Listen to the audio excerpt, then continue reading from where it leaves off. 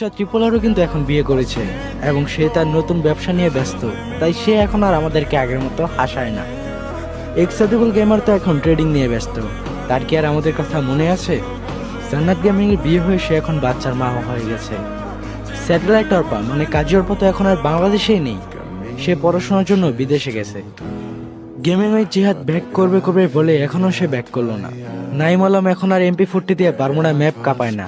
মামা প্রবলেমের বাতিন মিয়া, নুপ মামা, টস বাংলা গেম, তারা এখন ভিডিও বানানোর কথাই হয়তো বা ভুলে গেছে। 12 লল গেমার এখন আর আগের মতো হাসাতে পারে না। গেমিং উইথ তাল্লু তো এখন খুব কম টিপস এন্ড ট্রিকই দেয় আমাদের। সব কোথায় যেন হারিয়ে গেল, তাই না?